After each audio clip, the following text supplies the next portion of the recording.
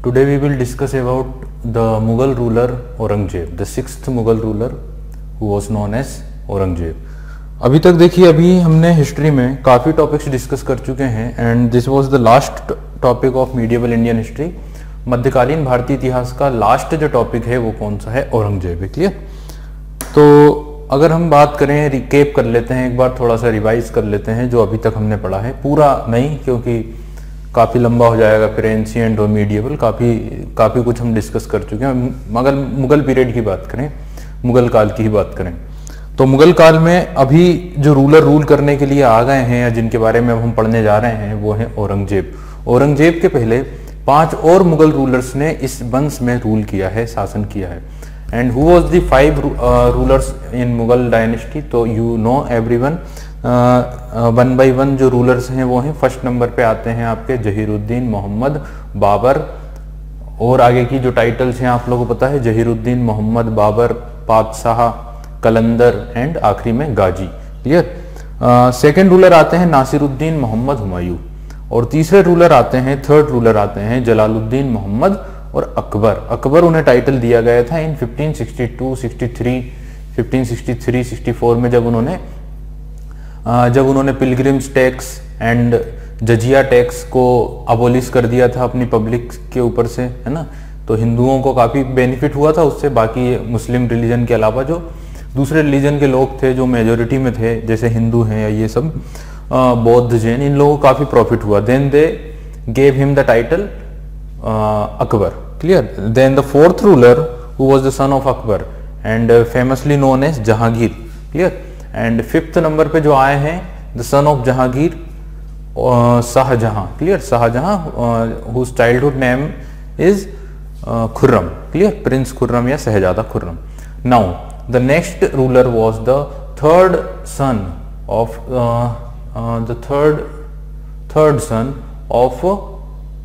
शाहजहां. तो शाहजहां के तीसरे पुत्र है ना, थर्ड थे, तीसरे नंबर पे थे. पहले नंबर पे जो थे, फर्स्ट नंबर पे जो थे वो थे आपके फर्स्ट नंबर पे दारा शिकोह. दारा शिकोह के बाद सेकंड नंबर पे आते हैं Shah Shuja, and third number पे आते हैं औरंगजेब, और फोर्थ नंबर पे आते हैं मुराद बख्श, है ना. बट ये सबसे बड़े पुत्र नहीं थे. दारा शिकोह सबसे बड़े नहीं थे. सबसे बड़ी उनकी जो है लेडी लड़की थी, जो इनकी सिस्टर थी जहां आरा. क्लियर. जहां आरा, रोशन आरा, गोहर आरा. तो 3 उनकी लड़कियां भी थी और 4 पुत्र थे. इनके बीच में सक्सेसर वॉर हुए थे, वो हमने डिस्कस कर चुके हैं already in the ruling period of Shahjahan. तो शाहजहां के रूलिंग पीरियड में ही हमने बैटल ऑफ सक्सेसर्स पढ़ लिए थे, जैसे battle of Bahadurpur, battle of Samugarh, battle of Deorai सबसे आखिरी में हुआ 1659 में, और वही रिजल्टेंट था, उसी से हमें परिणाम निकला है ना. एक और भी था, battle of Samugarh, battle of Bahadurpur and battle of Deorai. एक और भी बैटल था, एक और भी युद्ध था, अभी नाम क्लिक नहीं हो रहा है. चलिए आगे डिस्कस करते हैं. अब हमें डिस्कस करना है मूल रूप से औरंगजेब के बारे में. देखिए औरंगजेब जो था ना, औरंगजेब काफ़ी इंपॉर्टेंट रूलर है. सबसे पहली बात तो ये हो गई. और अभी तक हमारे माइंड में जो इमेज बनी है औरंगजेब के बारे में, जैसा इतिहास में अभी तक बताया जाता है, हिस्ट्री में जितना हमने सुना है, जितना हमने देखा है, तो औरंगजेब को एक कट्टर इस्लामिक रूलर के रूप में जाना जाता है. एक ऑर्थोडॉक्स मुस्लिम, सुन्नी मुस्लिम रूलर के रूप में जाना जाता है. किसे? औरंगजेब को. तो एक कट्टर राजा की छवि है, कट्टर रूलर की छवि है, और धार्मिक रूप से वो कट्टर है, रिलीजियसली ऑर्थोडॉक्स है. देन अगर हम बात करें औरंगजेब की, तो हिंदुओं के प्रति और जो दूसरे धर्म के लोग थे उनके प्रति उसने जिहाद का जो है नारा दिया था, या जिहाद की घोषणा की थी. जिहाद समझते हैं ना? जिहाद का मतलब है कि अपने धर्म जो है मुस्लिम धर्म को छोड़ के दूसरे धर्म के लोगों को जो है परसिक्यूट करना, उनके ऊपर अत्याचार करना, दैट इज नोन एज जिहाद. तो इन्होंने धार्मिक रूप से जिहाद अपनाया था. चलिए तो अभी बात कर लेते हैं और भी इनके टाइम से रिलेटेड चीज़ों की. चलिएगा दोस्तों, तो स्टार्ट कर लेते हैं अब फिर से औरंगजेब के बारे में. तो क्या कुछ इंपॉर्टेंट पॉइंट्स हैं, कुछ बेसिक पॉइंट्स हैं, पहले उनको समझते हैं. अच्छा, बेसिक बैकग्राउंड आप लोगों का बन चुका है that Aurangzeb is a Orthodox Sunni ruler. Clear. Orthodox Sunni ruler, it means कि वो एक कट्टरवादी, धार्मिक रूप से कट्टरपन रखने वाला एक मुगल शासक था, एक मुस्लिम शासक था. क्लियर. और धर्म आप लोगों को बार बार बता चुका हूँ कौन सा धर्म है, सुन्नी है. क्लियर. हालांकि हमें इतिहास में जो बताया गया है वो ये एक फिल्म बन गई है, एक इमेज बन गई है औरंगजेब की कि कट्टर और बहुत ही ज़्यादा एंग्री रूलर रहा होगा, काफ़ी नेगेटिव उसकी छवि हमारे दिमाग में बनी है। लेकिन इससे हटके भी कुछ ऐसे भी पॉइंट्स हैं जो औरंगजेब के बारे में हमें नहीं बताए जाते हैं और वो भी उसी से रिलेटेड हैं और कुछ अच्छे काम भी उन्होंने किए हैं। ठीक है, अगर हम पॉजिटिव वे में देखें तो एक अच्छा एडमिनिस्ट्रेटर था, एक अच्छा टेक्टिकल स्किल्स थी, एक अच्छी रणकौशल थे, समझ गए। तो काफ़ी अगर देखा जाए उन औरंगजेब के टाइम पीरियड को, तो किसी भी फॉरेनर ने, किसी भी विदेशी ने इंडिया में अटैक करने की कोशिश नहीं की है, समझ गए। बट जैसे ही औरंगजेब की डेथ हुई और फिर जो बाकी के मुगल रूलर्स आए हैं और जो कि उतने योग्य हैं नहीं, तो उनके टाइम पे हम देख लेते हैं कि जो फॉरेन इन्वेजन्स हैं वो स्टार्ट हो जाते हैं। तो ऐसा भी है, देखिए कोई पॉजिटिव चीज़ होती है तो कुछ नेगेटिव भी होती है, नेगेटिव होती है तो पॉजिटिव भी होती है, सारी चीज़ें हैं। तो हमें उस तरह से समझना है, हमें किसी के बारे में कोई भी आइडियोलॉजी डेवलप करने की कोई ज़रूरत नहीं है, समझ गए ना। किसी के बारे में कोई आइडियोलॉजी डेवलप करने की कोई भी ज़रूरत नहीं है। आप हिस्ट्री को एज ए सब्जेक्ट ही समझ लें कि ये एक हमारा सब्जेक्ट है, हमें आइडियोलॉजी बनाने की ज़रूरत नहीं है, आप सब्जेक्ट ही माने, है ना। तो जो एग्ज़ाम में आता है वो हमें पता होना चाहिए। क्लियर, ठीक है, आगे चलते हैं और कुछ बेसिक पॉइंट से स्टार्ट करते हैं। सबसे पहले जैसा कि हमारा स्टार्ट होता है हर एक टॉपिक, तो पहला ही पॉइंट जो आपसे पूछ लेगा वो पूछ लेगा कि इनका जन्म कब हुआ है। तो पहला ही पॉइंट क्या पूछ लेगा, बताइए औरंगजेब का जन्म कब हुआ है। देखिए सिंपल सी बात है, इनका जन्म हुआ है 3 नवंबर 3 नवंबर को, और जो ईयर होगा वो होगा 1618 में, 1618। And he was the third son of Shahjahan. Shahjahan के तीसरे पुत्र थे और इनकी माँ का नाम क्या था, आर्जुमंद बानो बेगम। क्लियर, तो पिता का नाम पता है, माँ का नाम मैंने अभी बता दिया। इट मीन्स कि आर्जुमंद बानो बेगम जो फेमस थी किस नाम से, मुमताज महल के नाम से, she was his mother. Clear, ठीक है, नेक्स्ट पॉइंट। तो यहाँ पे हो गई बात, जन्म की बात हो गई कंप्लीट। अब जन्म होता है तो फिर प्लेस पूछते हैं, प्लेस बताना है आपको, बताइए स्थान क्या है, किस स्थान पर जन्म हुआ था। कि 3 नवंबर 1618 को अगर जन्म हुआ था तो किस स्थान पर हुआ था। देखिए प्लेस जो है ना वो है दोहद नामक स्थान पर इनका जन्म हुआ था। अब आप लोगों को बुक्स में है ना काफी कंफ्यूज किया जाएगा, या कंफ्यूज क्या मतलब, कंफ्यूजन है वो डिस्प्यूट ही है, क्योंकि आपको कहीं इधर मिलेगा कुछ और, कहीं मिलेगा कुछ और। ये जगह आपको हमेशा मिलेगी दोहद या दाहोद करके, और कई बार बुक्स में आपको ये उज्जैन के पास मिलेगा और कई बार आपको ये गुजरात में मिलेगा। क्लियर, तो हम इसे गुजरात में लेकर चल रहे हैं। इट मीन्स कि ये जो है ये गुजरात में। क्लियर, उज्जैन नहीं ले रहे हैं हम, क्या ले रहे हैं, गुजरात ले रहे हैं। और जहां तक है गुजरात ही इसका सही आंसर होगा, अहमदाबाद के पास, दाहोद या अहमदाबाद जिले में। क्लियर, डिस्ट्रिक्ट में। बाकी बुक्स में उज्जैन भी आता है तो कंफ्यूजन की जरूरत नहीं है, ये हो गया दाहोद। ठीक है, नेक्स्ट पॉइंट। तो प्लेस हो गया है, बोर्न हो गया है। Then you know that the third point that would be asked about his life, that was his wife. Who was his wife. देखिए मैं क्या बोल रहा हूं कि औरंगजेब एक कट्टर मुस्लिम था। इट मीन्स कि ये मुस्लिम धर्म के जितने भी रूल्स थे ना उन्हें कानूनी रूप से पूरी तरह से फॉलो किया करता था, है ना। मतलब ईश्वर से, भगवान से, अल्लाह से डरने वाला एक शासक था, धर्म का पूरी तरह से पालन करता था। तो ऐसा नहीं, जैसे अगर हम बात करें जहांगीर की बात करें ना, जहांगीर की अगर बात करें तो कई सारी शादियां करी है उन्होंने, मतलब 3 तो हमने पढ़ी है, बाकी उनकी लगभग 10, 11 या 12 शादियां हुई थी। अगर अकबर की बात करें तो अकबर की भी कई सारी शादियां हुई थी। शाहजहां की बात करें तो शाहजहां की भी कई सारी शादियां हुई थी। एक इंपॉर्टेंट वाइफ हमने पढ़ी है भले। तो यहाँ पे ना इनकी अगर बात की जाए तो इन्होंने जितनी भी शादियां की हैं वो एक जो नंबर बताया जाता है शरीयत में या कुरान हदीस में, जो बताया गया है कि एक व्यक्ति को कम से कम इतनी शादी करने की जो है परमिशन होती है, तो इन्होंने उतनी ही शादी करी है जितनी परमिशन कुरान के अनुसार दी गई है। क्लियर, तो he married only the permission from the Quran. तो जितनी परमिशन कुरान से मिली है उतनी नंबर ऑफ मैरिज ही इन्होंने किए हैं। But the question that asked in examination that was his first wife, इनकी पहली पत्नी का नाम आपको एग्जाम में पूछा जाता है। Clear, and his first wife name is Dilras Bano Begum, his first wife is known as Dilras Bano Begum.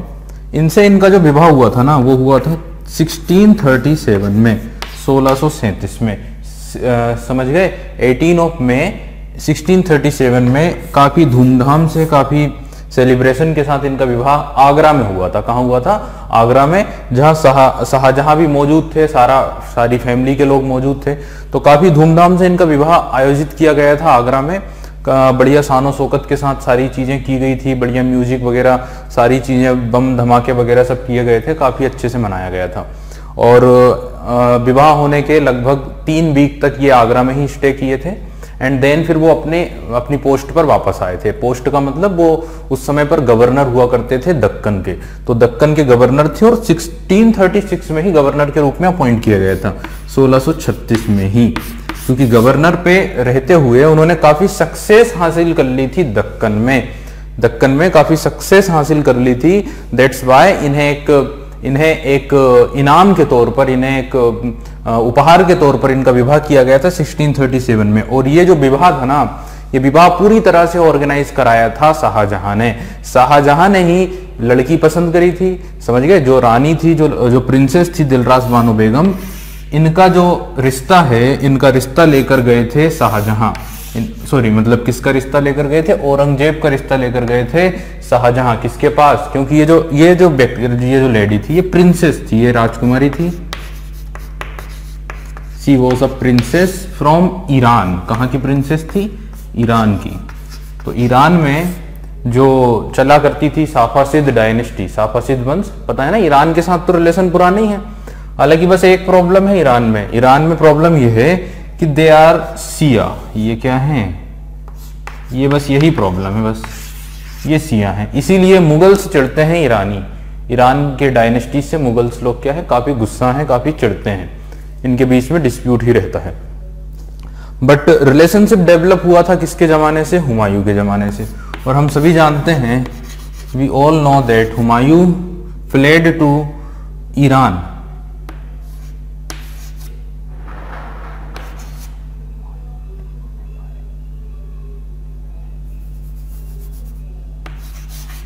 Humayun fled to Iran and came in the court of Iranian ruler Shah Tahmasp in 1543 में, and the ruler of Iran was Shia Muslim and Humayun, you all know that Humayun is Sunni Muslim, but जब वो वहां पर गए उनकी शरण में उनसे हेल्प मांगने, देन उन्होंने उनसे कहा कि okay we will help you, हम आपकी मदद करेंगे, but we have 2 conditions for you, हमारी 2 शर्तें हैं। First is that when you conquer Kandahar from your brother, then you gave Kandahar to us, आपको कांधार हमें देना होगा। फर्स्ट हमारी कंडीशन ये होगी, क्लियर। जब आप कांधार जीत लो अपने भाई कामरान से, then you have to gave us, Kamran हमें दे, कौन सा? कांधार हमें दे देना, है ना। And second is you have to adopt Shia religion, आपको सिया धर्म अपनाना पड़ेगा एंड सुन्नी रिलीजन को छोड़ना पड़ेगा, ठीक है, कोई इशू ही नहीं है। एंड देन इन्होंने एक्सेप्ट कर लिया। हालांकि इनके साथ और भी लोग गए थे, 40 के लगभग इनका पूरा ग्रुप गया था। इनकी वाइफ भी थी हाजी बेगम, और उस समय उनका नाम बेगा बेगम हुआ करता था। हाजी बेगम नाम बाद में हुआ जब उन्होंने हज यात्रा की, और उन्हीं ने ऑर्डर दिया था हुमायूं का मकबरा बनवाने के लिए, जो दिल्ली में बनवाया गया है, टॉम्ब ऑफ हुमायूं, जो कि काफी फेमस है और उसे ही ताजमहल का प्रोटोटाइप भी कहा जाता है। खैर, तो फिर जो शर्त उन्होंने रखी, and then they gave him 12,000 या 12 के ईरानियन कैवेलरी फोर्स। फिर उन्होंने 12,000 घुड़सवार सेना इन्हें दे दी थी, क्लियर। खैर, ये पढ़ चुके हैं। तो यहां से रिलेशनशिप डेवलप हुआ था। देन क्या हुआ कि हमने जब शाहजहां का टाइम पढ़ा, दैट टाइम इन 1622 में कांधार हाथ से निकल चुका था, और कांधार को कैप्चर कर लिया था किसने? कांधार पर कंट्रोल कर लिया था किसने? ईरानियंस ने अगेन कांधार को कॉन्कर कर लिया था इन 1622, क्योंकि अकबर के टाइम पर बिना कुछ खून बहाए ही कांधार मर्ज हो चुका था मुगल डायनेस्टी में, है ना। बट इन 1622 उन्होंने घेर लिया था और कॉन्कर कर लिया था। उसके पीछे की कहानी बताई थी, क्योंकि नूरजहां ने कहा था शाहजहां से कि आप जाइए और वहां पे अटैक जो हो रहा है, कंडीशन जो खराब है उसे सुधारिए, बट ये गए नहीं वहां पर। क्यों नहीं गए? क्योंकि इन्हें डर था कि अगर ये कांधार जाएंगे युद्ध के लिए, उसे कॉन्कर करने के लिए, तो इस बीच में क्या होगा कि जो नूरजहां है वो शहरयार की पोस्ट को बढ़ा देगी, जो उन्हीं का भाई था और उनका दामाद था नूरजहां का, और वहां पर कांधार के युद्ध में ही मुझे क्या करवा दिया जाएगा, मरवा दिया जाएगा। क्लियर? तो इस डर के कारण वो गए नहीं। तो यहां पर क्या हुआ कि अगेन अब वो सब बात को भूल जाते हैं, अब यहाँ पे आ जाते हैं। फिर शाहजहां के टाइम पर ही निकला था। फिर शाहजहां ने अच्छे खासे रिलेशनशिप बना लिए थे कांधार के राजाओं के साथ, और उस कांधार को अगेन अपने एरिया में कॉन्कर कर लिया था। ये बात हो गई। इसीलिए तो आप लोग समझे कि भाई विवाह किया गया किसके साथ? ईरान के शासक के साथ, क्योंकि ईरान के शासकों के साथ ही इन्होंने अच्छे रिलेशनशिप बनाने चाहे शाहजहां ने। और फिर मैट्रिमोनियल रिलेशनशिप भी डेवलप हुए। तो ईरान की राजकुमारी के पास ये रिश्ता लेकर गए, ईरान के शासक के पास रिश्ता लेकर गए। किसका? अपने होनहार पुत्र का, जिसका नाम क्या था? औरंगजेब।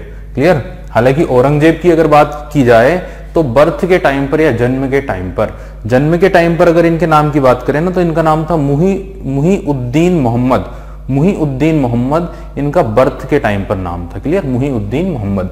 लेकिन बाद में इनका नाम फेमस हुआ औरंगजेब के नाम से। But when he became the ruler of Mughal throne, जब ये मुगल गद्दी के रूलर बने, शहंशाह बने, बादशाह बने, तब इनका जो नाम था वो हो चुका था, या इन्होंने जो टाइटल लिया था वो था आलमगीर। तो आलमगीर की उपाधि लेने वाला एकमात्र रूलर भी कौन है? औरंगजेब ही है। चलिए आगे चलते हैं। तो इन 1637 he got married with Dilras Bano Begum, who was the princess of Iran, and the religion of Dilras Bano Begum was Shia। किस रिलीजन को फॉलो करती थी? शिया। ऑब्वियसली ईरान में शिया चलता है, ईरान के लोगों का जो धर्म है वो शिया है। ईरान और इराक में भी 58% या 52% ज्यादा संख्या शिया की है ना। देन फिर सुनिए, यहाँ पे विवाह हो गया, चलिए कोई बात ही नहीं, अच्छी बात है। देन इन्हें एक टाइटल दिया गया, इन्हें एक उपाधि दी गई, जैसा होता है ना। इन्हें जो टाइटल दिया गया, क्योंकि सबसे मेन वाइफ थी, सबसे मुख्य पत्नी थी, और इन्हें जो उपाधि दी है वो दी है राबिया उद दुरानी की। क्या उपाधि दी है? राबिया उद दुरानी।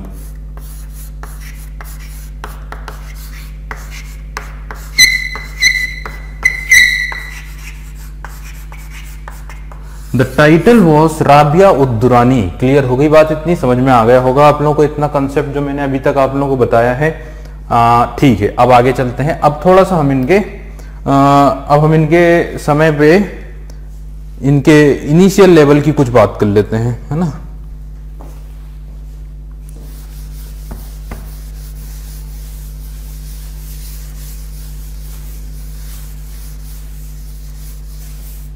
देखिएगा अब इन 1636 1636 में, इन 1636 1636 का टाइम है ना।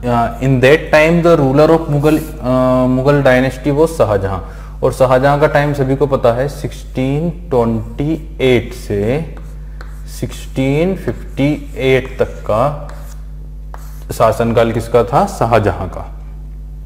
During his ruling period in 1636 he appointed Shahjahan as the governor of Deccan. तो डेक्कन के वायसराय के रूप में, डेक्कन के गवर्नर के रूप में अपॉइंट किया गया था किसे? औरंगजेब को। तो ये बात ध्यान रखिएगा, इन 1636 Aurangzeb was appointed the viceroy of Deccan. Deccan का वायसराय अपॉइंट किया गया था इन 1636 में। Clear? He had successful military campaign for his father. वहां पे उन्होंने सफलतापूर्वक आर्मी अभियान किए, सैन्य अभियान किए अपने पिता के लिए। Clear? He was also appointed then. देखिए काफी कुछ हुआ वहां पे डेक्कन में, काफी, जैसे बीजापुर है, आपका बरार है, अहमदनगर है ना। औरंगाबाद को इन्होंने कैपिटल बना लिया। दैट टाइम बता चुका हूं मैं एक बार, शाहजहां वाले टॉपिक में हमने इस बात को हमने डिस्कस किया है, क्योंकि शाहजहां खुद भी उसी रीजन के क्या थे? गवर्नर थे, है ना। वो भी उधर ही के गवर्नर थे। देन क्या हुआ था कि इन्होंने वहां पे काफी सक्सेस हासिल कर ली थी, and he founded his capital Aurangabad. इन्होंने औरंगाबाद को अपनी कैपिटल बना लिया था।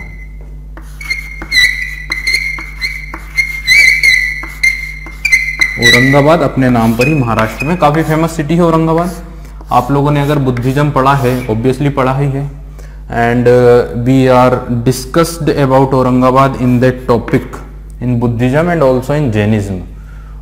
जैनिज्म एंड बुद्धिज्म में हमने औरंगाबाद टॉपिक जैनिज्म में तो डिस्कस किया ही था कि यहाँ से जो औरंगाबाद में जो गुफाएं हैं, है ना, जो गुफाएं हैं औरंगाबाद में, अजंता की गुफाएं, अजंता और एलोरा की गुफाएं वो औरंगाबाद में ही हैं, जहाँ से हमें हिंदू धर्म, जैन धर्म और बौद्ध धर्म की जो गुफाएं हैं वहाँ पे हिंदू बौद्ध धर्म और जैन धर्म के कुछ जो है एविडेंस मिलते हैं। वहाँ पे उनके कुछ मूर्तियां वगैरह बनवाई गई हैं गुफाओं में। राष्ट्रकूट वंश के समय पढ़ाया था एलोरा, एलोरा में केव नंबर 16, एलोरा की केव नंबर 16 सबसे बड़ी केव है। वहां पे राष्ट्रकूट वंश के शासक हुए कृष्णा प्रथम, जिन्होंने बनवाया है एक शंकर भगवान का मंदिर, दैट वाज कैलाश टेम्पल या कैलाश मंदिर। और वो इतना फेमस टेम्पल है, इतना प्रसिद्ध मंदिर है कि एक ही पत्थर, एक ही स्टोन को काटकर उस मंदिर को बनाया गया है। काफी शानदार टेम्पल है, काफी उसमें मेहनत लगी है, काफी कुछ आर्ट है, काफी कलाएं हैं, जिसके अनुसार वो मंदिर बना है। कृष्ण प्रथम किस वंश के राजा? राष्ट्रकूट वंश के शासक ने। क्लियर? और वो जो टोटल जो केव्स है ना, वहां पे 34 केव्स हैं, और ऐसा कहा जाता है कि 1 से लेकर 12 नंबर तक की केव्स जो है वो रिलेटेड हैं आपके बौद्धिज्म से, एंड देन 13 to 29 तक जैनिज्म हिंदुइज्म से है, और 30 to 34 जो है वो जैनिज्म से है। क्लियर? चलिए आगे गौर करते हैं यहाँ पे। तो he was appointed as the viceroy of Deccan and he did many campaign for his father, या successful war campaign for his father. He was also appointed as the governor of, तो पहला तो हमने बात कर दिया कि इन्हें अपॉइंटेड किया गया था as a governor of Deccan. सबसे पहले तो हमने बात कर दी कि इन्हें एज अ डेक्कन का वायसराय अपॉइंट किया। देन इसके बाद शाहजहां के जो बाकी के पुत्र थे वो उतने सक्सेस नहीं हुए थे, है ना। एक गुजरात में अपॉइंटेड था, एक बंगाल में अपॉइंटेड था, एक डेक्कन में थे, 4 पुत्र थे उनके, और एक उन्हीं के साथ दिल्ली में ही था, दारा सिकोह, तो काफी फेमस था, काफी प्रिय था। तो यहाँ पे इन्हें फिर जब दूसरी जगह प्रॉब्लम हुई तो इन्हें वहां से ट्रांसफर किया गया और इन्हें पहुंचाया गया गुजरात। तो that time he also appointed as a viceroy of Gujarat. And then इन्हें पहुंचाया गया बल्ख। ये भी वेस्टर्न रीजन में आता है, अफगानिस्तान पाकिस्तान वाले रीजन में, अफगानिस्तान में। देन मुल्तान, ये पाकिस्तान में आता है। एंड देन सिंध, ये भी पाकिस्तान में आता है। तो इतनी जगहों के गवर्नर के रूप में इन्हें अपॉइंट किया था बाय हिज फादर शाहजहां के द्वारा।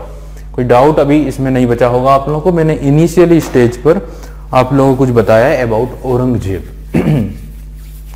तो सबसे पहली बात, इनका जन्म हुआ 3 नवंबर 1618 में। कहाँ हुआ है? दाहोद में। दाहोद कहाँ पर है? गुजरात में है। वाइफ का नाम है दिलरास बानो बेगम, के साथ विवाह हुआ 1637 में। अच्छा, जन्म के समय नाम बताया है मुहीउद्दीन मोहम्मद। क्या नाम था? मुहीउद्दीन मोहम्मद। बाद में ये फेमस हुए औरंगजेब के नाम से।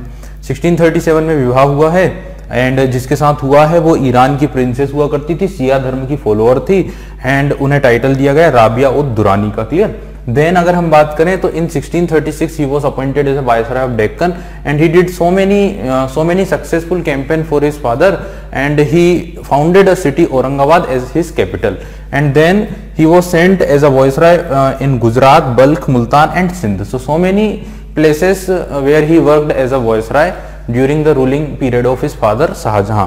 क्लियर? तो यहां तक की बातें समझ में आई। अब आगे डिस्कस करते हैं। देखिएगा अब यहाँ पे आगे की अगर हम बात करें तो Aurangzeb was 6th Mughal imperial. Aurangzeb Mughal वंश का कौन से नंबर का रूलर था? 6th नंबर का। तो सिंपल सी बात है, ठीक है, ये he was 6th Mughal ruler. And next point, अच्छा, जब ये रूलर बना था ना, तब इसने टाइटल जो लिया था, उपाधि जो ली थी, वो कौन सी ली थी? आलमगीर की। कौन सी उपाधि ली थी? आलमगीर की। ये बात ध्यान रखना। क्लियर? वॉर ऑफ सक्सेसर तो हमने पढ़े हैं, उत्तराधिकार के युद्ध तो पढ़े हैं। अब देखिए नेक्स्ट पॉइंट, रूलिंग पीरियड की अगर बात करें। क्लियर? अगर बात की जाए टाइम पीरियड की, शासनकाल की, तो इसका जो रूलिंग पीरियड है वो अप्रोक्सीमेटली कितने ईयर है, 49 ईयर। क्लियर। तो इन्होंने शासन जो किया है वो लगभग कितने सालों तक किया है, 49 ईयर तक। Ruled over almost the entire Indian subcontinent, पूरा का पूरा जो भारतीय उपमहाद्वीप था उस पूरे इंडियन सबकॉन्टिनेंट पर for a period of 49 year. तो इंडियन सबकॉन्टिनेंट में इनका रूल रहा है 49 ईयर तक के बीच में। Widely considered to be the last effective ruler of Mughal empire. तो बड़े स्तर पर देखा जाए, वाइडली अगर कंसिडर किया गया है इतिहासकारों के द्वारा, ही was the last important Mughal ruler, है ना, लास्ट पावरफुल मुगल रूलर या लास्ट इंपॉर्टेंट मुगल रूलर के रूप में हम कंसिडर करते हैं किसे, औरंगजेब को। हालांकि इनके बाद जो रूलर आता है वो भी हल्का सा थोड़ा ठीक रहेगा, बट उतना इफेक्टिव नहीं होगा जितने इफेक्टिव ये 6 रूलर हैं।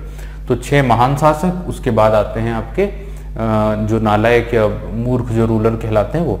ठीक है, नेक्स्ट पॉइंट। अगर हम इनके टाइम की बात करें, इनके शासनकाल की बात करें, तो during his long ruling period the Mughal empire reached its territorial complex, यानी मुगल साम्राज्य का जो क्षेत्र था वो अपने विशालतम स्तर पर था, अपने सर्वोच्च स्तर पर था। किसके टाइम पीरियड पर? और अच्छा, एक पॉइंट ध्यान रखना, मैंने आप लोगों को अकबर बताया, अकबर के टाइम पर जो प्रोविंसेस थे, जो सूबे थे, वो कितने थे, 15 थे। क्लियर। और शाहजहां की बात की जाए तो शाहजहां के टाइम पर ये बढ़कर कितने हो गए थे, 18। क्लियर। लेकिन एक चला गया था हाथ से, कौन सा, कांधार। और अब इनके समय पर ये बढ़कर कितने हो गए, 21, क्योंकि साउथ इंडिया भी कैप्चर इन्होंने कर लिया था, दक्षिण भारत भी अपने कंट्रोल में कर लिया था। इनके बारे में ऐसा कहा जाता है कि इन्होंने अपने शासनकाल के, जैसे 49 या 50 ईयर हमने बोला, तो 25 ईयर जो स्टार्टिंग वाले हैं ये नॉर्थ इंडिया में बिताए हैं, और 25 ईयर जो सेकेंड टर्म है, सेकेंड जो पार्ट रहा 25 ईयर का, वो इनका कहाँ पर बीता है, साउथ इंडिया में, साउथ इंडिया को कॉन्कर करने के लिए।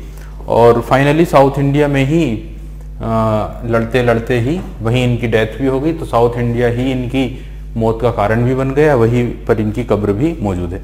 चलिए, तो क्या बोल रहा हूं मैं कि इन्होंने अपने शासनकाल में जो टेरिटोरियल कॉम्प्लेक्स हासिल किया, काफी इनका विस्तार हुआ साम्राज्य का। Clear. At its height it stretched from, या at its height the Mughal empire stretched from, कहां से कहां तक विस्तृत था, कहां से कहां तक फैला हुआ था। तो इन नॉर्थ अगर बात की जाए तो Kashmir to Jinji in south, तो उत्तर में कश्मीर से लेकर दक्षिण में जिंजी तक था, है ना, साउथ में जिंजी। जिंजी जो जगह आती है ना, ये तमिलनाडु में आती है। जिंजी कहां पर है, तमिलनाडु में। तो इन्होंने जिंजी के किले को या जिंजी वाला रीजन भी कॉन्कर कर लिया था। क्योंकि जिंजी इन्हें जाना पड़ा इसलिए क्योंकि मराठों के साथ इनके संघर्ष थे ना, मराठा सबसे बड़े दुश्मन थे औरंगजेब के। तो मराठा जो सरदार थे, मराठा जो शासक थे आपके छत्रपति शिवाजी महाराज, उनकी डेथ हो गई 1680 में, 1680 में उनकी मृत्यु हो गई। देन उनका जो उनका जो सक्सेसर रहे उनके, वो रहे छत्रपति संभाजी महाराज, उन्हीं के पुत्र। बट 1689 में जब वो अपने किसी गुप्त जगह पर, किसी सीक्रेट प्लेस पर वो रेस्ट कर रहे थे, आराम कर रहे थे, किसी सीक्रेट प्लेस पर जा रहे थे, तो उन्हें ऐसा पूरा विश्वास था कि इन गुप्त रास्तों के बारे में मुगलों को कोई जानकारी नहीं है।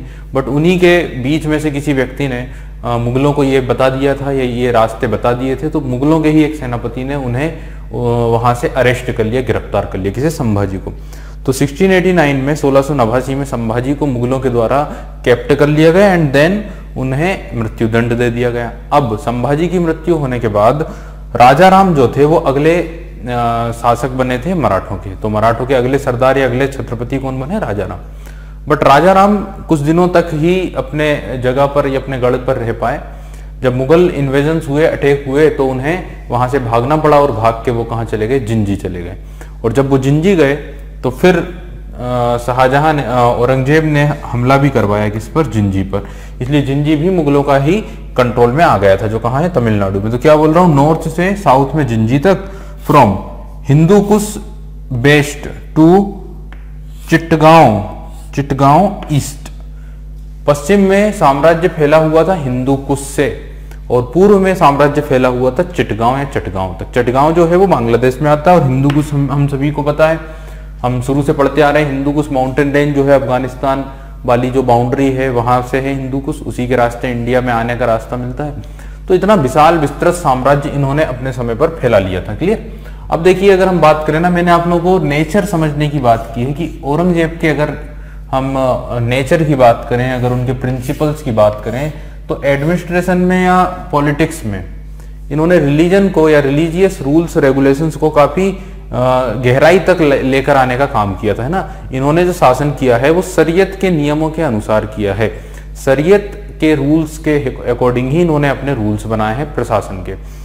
जो हमें चीजें देखने को मिलती हैं, जैसे इन्होंने जो विवाह किए वो अकॉर्डिंग टू कुरान या हदीस में जितनी बातें लिखी उतनी ही उन्होंने नंबर ऑफ टाइम्स मैरिज की है। और भी एडमिनिस्ट्रेशन में, प्रशासन में, पॉलिटिक्स में, है ना, इन्होंने एक सादा जीवन जिया है, लेकिन रूल्स किया है, रूल जो किया है वो किया है अकॉर्डिंग टू रिलीजन। क्लियर। हालांकि उतना ज्यादा भी नहीं, क्योंकि देखिए एक चीज तो है कि ये इंडिया को पूरी तरह से मुस्लिम कंट्री के रूप में कन्वर्ट करना चाहते थे, ऐसा इतिहासकारों का मानना है। क्लियर। हिस्ट्रियंस का ऐसा मानना है, हिस्टोरियंस का, कि they want to convert India as a Muslim nation. और उसी के लिए उन्होंने कई सारी ऐसी एक्टिविटी भी की, ऐसे रूल्स भी बनाए हैं। क्लियर। जो हम अभी आगे पढ़ेंगे तो हमें पता चलेगा। तो अगर इनके नेचर की बात करें, इनके चारित्र की बात की जाए, तो इन्होंने रूल जैसे भी किया हो, बट इनका जो कैरेक्टर था वो एक दृढ़ और नियमों पे चलने वाले थे। किस पे चलने वाले थे? नियमों पे, रूल्स पे चलने वाले रूलर के रूप में हम इन्हें जान सकते हैं। जो रूल्स था, जो रूल्स बनाया था, उस रूल से पीछे नहीं हटना इनका नियम था। क्लियर।